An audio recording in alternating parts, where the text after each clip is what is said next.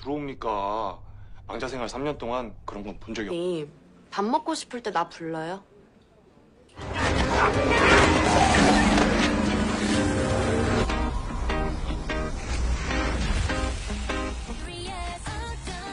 이게 뭐지? 배가 뒤집히기도 하니까.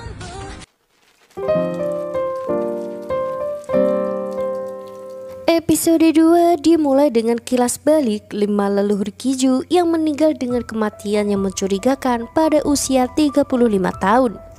Kiju menceritakan bahwa keluarganya dikutuk mati muda, serta leluhur terakhirnya yang juga merupakan pamannya menghilang begitu saja sebelum ulang tahunnya yang ke-35. Tahun itu, Kiju hampir berusia 35 tahun, tepatnya 100 hari lagi. Ia khawatir dia juga akan mati seperti nenek moyangnya. 그게 피박과 광박뿐인. Cerita kembali pada saat Kiju terkejut saat melihat bom berada di studionya. Ia terus bertanya apakah bom sudah mati. Ia juga menjabat tangan bom untuk memastikan bahwa bom masih hidup. Bom yang tak mengerti dengan situasinya menjawab pertanyaan-pertanyaan Kiju dengan santai. Ia juga berkata bahwa ia masuk ke dalam studio lewat pintu tentunya. Masih merasa ada yang janggal, Kiju memilih untuk mengusir bom dari sana. Bahkan bom hampir saja terjatuh jika Kiju tidak menahannya. Di tengah suasana yang begitu canggung, bom beralasan meminjam ponsel Kiju untuk menghubungi seseorang. Saat itulah ia tahu jika Kiju tak memiliki satu kontak pun di ponselnya. Bom memperkenalkan diri sebagai penghuni di rumah dekat studio. Ia juga mengadu bahwa ada orang aneh yang memindahkan barang-barangnya keluar rumah tanpa seizinnya. Mendengar itu, Kiju kemudian berkata bahwa dirinya lah yang telah melakukannya. Tak ingin mendengar apapun lagi, Kiju memilih mengusir bom dari sana. Semua yang terjadi antara dirinya dan bom membuat Kiju sulit untuk tidur. Ia masih bertanya-tanya bagaimana bisa bom masuk ke dalam studionya. Keesokan paginya, saat bom mendatanginya, Kiju kembali bertanya bagaimana bom bisa masuk ke dalam studionya. Bom dengan santai kembali menjawab bahwa ia masuk dari pintu karena ia bisa melakukannya. Setelahnya, bom mengancam akan menuntut Kiju karena mengeluarkan barang-barangnya dari apartemen tanpa seizinnya. Tapi neneknya tiba-tiba berada di sana dan malah memarahi bom. 쫓겨난 주제에 허풍은 또 방을 준 게 실수지. Di studio, Kiju memberitahu Sungho dan Namgu tentang keanehan bom. Ia menjelaskan bahwa pintu studionya hanya bisa dimasuki oleh orang yang sudah meninggal. Namgu berpikir mungkin saja Kiju lupa menutup pintu hingga akhirnya bom bisa masuk ke dalam. 사장님 열어두고 깜빡하신 거 아닙니까? 역시. Sungho terlihat kebingungan saat TV yang berada di depannya tiba-tiba mati sendiri. Tak hanya itu, di dalam TV muncul sebuah asap hitam hingga menjadi sosok makhluk yang sangat mengerikan. Sungho yang ketakutan terus memanggil Kiju untuk memberitahunya makhluk itu. Kiju tampak kesal karena menurutnya sangat aneh seorang hantu yang takut dengan hantu lain. Menurut Sungho, makhluk yang baru saja ia lihat bukanlah hantu biasa, melainkan arwah jahat. Ia kembali berteriak ketika melihat sesosok hantu anak kecil yang duduk di pojokan ruangan tersebut. Anak itu terlihat tersenyum lalu mengucapkan sebuah kata hingga membuat barang-barang yang berada di sana menjadi terbang. Anak itu tampak bahagia melihat dua orang yang ada di depannya menjadi kebingungan. Ia malah semakin mempermainkan barang-barang di sana sesuka hatinya. Namgu kemudian mendapatkan identitas hantu anak kecil itu yang ternyata bernama Yeonhee. Yeonhee meninggal sebulan yang lalu karena kecelakaan lalu lintas. Namgu khawatir jika kelakuan Yeonhee akan membuat keributan di sana. Kiju tampak santai menghadapi kekhawatiran Namgu. Ia kemudian bercerita bahwa klien pertamanya dulu juga hantu anak-anak yang sangat merepotkan. Sungho kembali berteriak frustasi saat Yeonhee kembali mengejarnya. Kiju bahkan harus memarahi Yeonhee agar hantu anak itu berhenti. Kiju mencoba berbicara pada Yeonhee jika ada hal yang mungkin diinginkannya. Ia juga berkata bahwa orang yang mati harus meninggalkan dunia ini setelah 3 hari. Rupanya Yeonhee menginginkan sebuah pedang dengan edisi terbatas. Sayangnya setelah mencari di beberapa toko, pedang itu sudah habis terjual. Ki-ju bahkan sampai dibuat frustasi karenanya.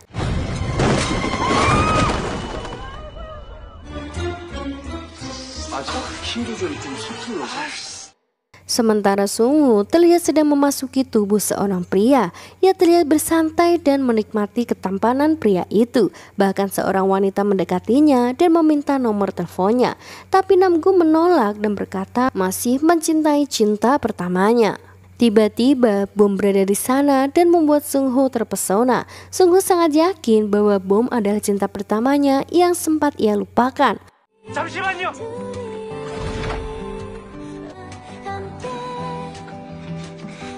Di sisi lain, Ki-ju terlihat tak nyaman saat melihat Bom mendirikan tenda di depan rumahnya. Ia juga meminta Bom untuk segera pergi dari sana. Saat itulah Ki-ju melihat Yeonhee berada di dalam tenda Bom. Ia sangat terkejut saat tahu jika Bom bisa melihat Yeonhee. Ditambah lagi, Bom juga tahu jika Yeonhee harus pergi setelah 3 hari. Ki-ju berusaha membawa Yeonhee pergi, namun anak itu terlihat ketakutan. Ia bahkan menggigit tangan Ki-ju lalu melarikan diri. Melihat Bom yang mengejar Yeonhee membuat Ki-ju semakin yakin jika Bom benar-benar bisa melihat Yeonhee. 보이는 게 확실해. Ki-ju berbicara dengan Namgu tentang keanehan yang ada pada diri Bom, hingga tiba-tiba Sungho muncul dan mengagetkan mereka tentang pertemuannya dengan cinta pertamanya. Sayangnya Ki-ju malah menyibir bahwa semua itu hanyalah cinta sepihak Sungho. Selain itu, Ki-ju juga tahu bahwa selama ini Sungho menguntit wanita itu. Siang itu, Ki-ju pergi ke restoran untuk makan. Ia terlihat canggung saat melihat restoran itu ramai dengan orang-orang. Tiba-tiba, Bom berada di sana dan memesan makanan porsi untuk 2 orang. Ki-ju merasa aneh saat merasakan makanan di depannya terasa hangat. Ia juga bergumam jika makanan untuk persembahan orang mati selalu terasa dingin. Melihat tingkah aneh Ki-ju, Bom menganggap bahwa Ki-ju adalah seorang pendiam. Ia bahkan meminta Ki-ju untuk menelponnya jika ingin makan bersama. Namun sepertinya Ki-ju tak ingin akrab dengan Bom lebih jauh dan memilih menghindari wanita itu. 그리고 고마워요. 저기요, 잠깐만요. Di perjalanan pulang, Bom memberikan kupon makanan gratis di kedai itu. Ia meminta Ki-ju menyimpannya dan memintanya makan di sana bersamanya. Ki-ju yang berada di dalam kamarnya tampak tersenyum saat tahu jika Bom bisa melihat orang mati. Ia bahkan mulai berharap jika Bom seperti dirinya. Saat itulah Sungho menerobos masuk ke dalam kamarnya dan memberitahu jika ia menemukan pedang yang dimaksud Yeonhee. Mereka berempat bahkan harus pergi ke sebuah pasar malam agar bisa mendapatkan pedang itu. Ki-ju memperingatkan pada ketiga hantu temannya untuk tidak macam-macam selagi ia mendapatkan pedang itu. Namun karena terlalu takjub dengan kembang api di sana, Sungho dan Namgu tak menyadari jika Yeonhee tak berada di samping mereka. 화려해.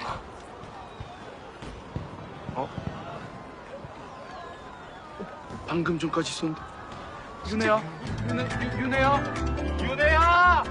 Sementara itu, Bom yang juga berada di tempat itu mencoba merayu neneknya untuk bisa tetap tinggal di rumahnya. Neneknya tampak tak terpengaruh dan menyuruh Bom untuk segera mencari pekerjaan. Saat menikmati tteokbokki, Yeonhee tiba-tiba berada di sana dan makan bersama Bom. Sementara Ki-ju yang telah mendapatkan pedang itu tampak tak percaya saat teman-temannya sudah tak ada di tempat pertama mereka datang. Ia kemudian mencari mereka dan menemukan Yeonhee sedang bersama Bom. Ki-ju kembali meyakinkan Bom bahwa ia benar-benar bisa melihat Yeonhee. Karena tak ingin Yeonhee mengganggu Bom, ia langsung membawa Yeonhee pergi. Namun Yeonhee malah terlihat ketakutan dan memberontak. Saat itulah Sungho dan Namgu datang dengan membawa Yeonhee bersama mereka. Yeonhee berteriak meminta Ki-ju untuk tidak mengganggu saudara kembarnya. Ia bahkan menyerang Ki-ju. Saat itulah Ki-ju kembali bertanya pada Bom apakah Bom tidak bisa melihat Yeonhee. Seperti yang ia duga, Bom memang tak bisa melihat Yeonhee. Di situasi yang membingungkan itu, diam-diam Sungho terpana melihat Bom yang juga berada di sana. Sampai di rumah, Ki-ju tampak marah karena Yoon-hee tak memberitahu dari awal jika ia memiliki saudara kembar. Yeon-hee kemudian berkata bahwa besok adalah ulang tahun Yeondal. Ia ingin merayakan ulang tahun kembarannya itu sekaligus memberikan pedang itu sebagai hadiah ulang tahunnya. Yeondal terlihat mengemasi barang-barangnya karena besok ia akan diadopsi ke Amerika. Saat membuka lokernya, ia menangis melihat pedang yang ia inginkan berada di sana. Tanpa ia sadari, Yeon-hee juga berada di sampingnya menangis bersamanya.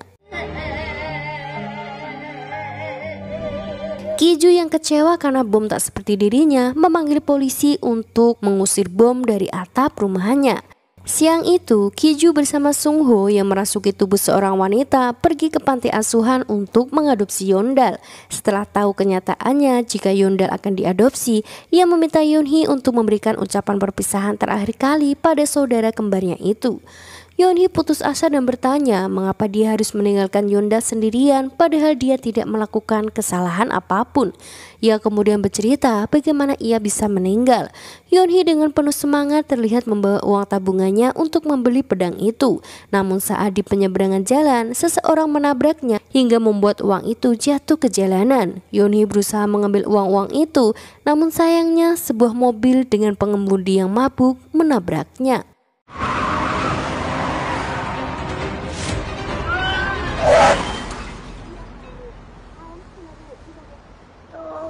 Yeon-hee menangis kencang, tak ingin Yeondal pergi ke Amerika sendirian.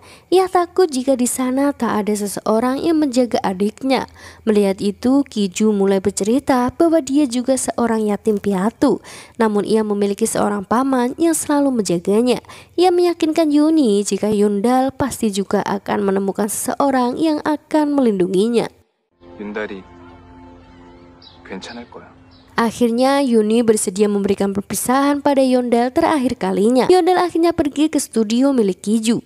Di studio, Yeondal dan Yeon-hee bertemu untuk terakhir kalinya sebelum mengambil foto.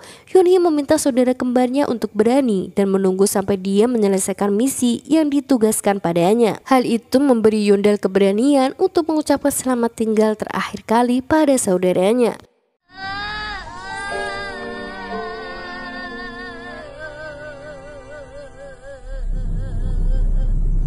Yeondal kembali ke panti asuhan dan disambut dengan kekhawatiran semua orang. Yeondal memberitahukan pada semua orang bahwa ia bahagia karena telah merayakan ulang tahun bersama Yeon-hee. Semua orang tentu saja tak mempercayainya, termasuk Bom. Namun saat melihat foto Yeondal bersama Yeon-hee, Bom tentu saja sangat terkejut. Episode kemudian beralih pada Ki-ju yang diserang oleh banyak hantu penunggu sebuah jalanan. Mereka meminta Ki-ju untuk memberikan kamera itu. Ki-ju berusaha melindungi dirinya, namun karena jumlah mereka yang terlalu banyak membuat Ki-ju kewalahan. Saat itulah Ki-ju melihat salah satu dari mereka menjatuhkan papan nama yang berada di atasnya. Tepat sebelum benda itu mengenai dirinya, Bom datang ke sana dan menarik tangannya. Kedatangan Bom membuat semua hantu di sana terpental menjauh. Bahkan Ki-ju tertegun saat melihat sebuah lingkaran yang mengelilingi mereka.